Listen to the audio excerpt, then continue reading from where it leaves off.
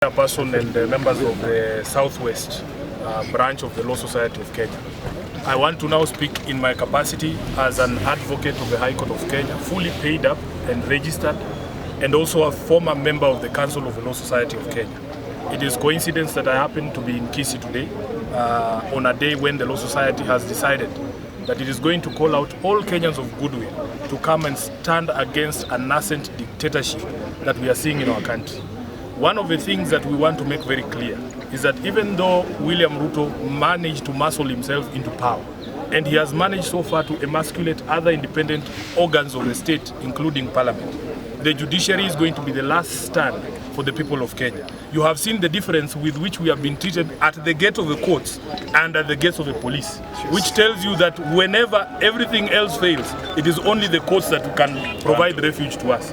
So all these unwarranted and unsubstantiated claims of corruption within the judiciary, William Ruto knows very well that he has the instruments of state. If any judge has committed any corruption anywhere in this country, he should avail that evidence to the necessary investigative authorities. Let him show the evidence. Let these judges be disciplined in accordance with the law. But for you to continue maligning good judges, there are people sitting in the courts even here in Kisii, listening to cases. They are dedicated judicial officers. What do you think it does to their psyche every day when they are being accused of things that they have not done? If there is any person who has engaged in corruption within the judiciary, it is incumbent upon the person making that accusation to present evidence to show that this person is a rotten apple and should be removed from the system. William Ruto, because he's still a village president, he thinks that when he speaks, he's only speaking to Kalenjins. He should understand. He should understand that the words of a president anywhere in this world reverberate across the globe. Even those investors he was running around the globe pretending he's going to look for jobs for young people and for companies to come and invest. Which investor will come to invest in a country which he knows the own president of that country is saying that our courts are corrupt, that he will not respect court orders? So in fact, if General Motors come and put up a plant here in Kisii, then they have a dispute with government over, say, KRA taxes, and KRA is told not to deduct those taxes. William Ruto is saying he will not respect that court order. Which investor will put the investment here? So we want to say categorically that we have come from a very difficult place as a country. We used to be in a time when you would not even talk the way we are talking here. We would already be in the cells right now. We are saying, because our fathers fought for the freedoms that we enjoy today, blood was spilled and sweat was spilled, we as a young generation will not allow this country to go back there. Kama itakuwa ni mbaya, wacha ikuwe mbaya, lakini kila mtu lazima aheshimu zile hasisi za kiserikali, ya kwamba mahakama iwachiliwe ifanye kazi yake, bunge liwachiliwe lifanye kazi yake, na Ruto afanye kazi yake. Sio kila siku kudanganya wananchi tu. Wacha uongo sasa uanze kazi. Uongo imetosha. Ama namna gani? Ndio. Morara George Bwakuma, a member of the Law Society of Kenya, Southwest branch.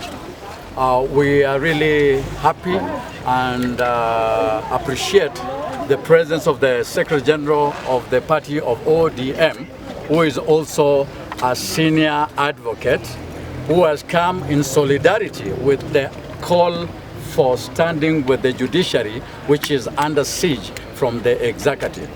From this end of the country, or this end of our branch, Southwest, we say that the rule of law must be sustained in this country.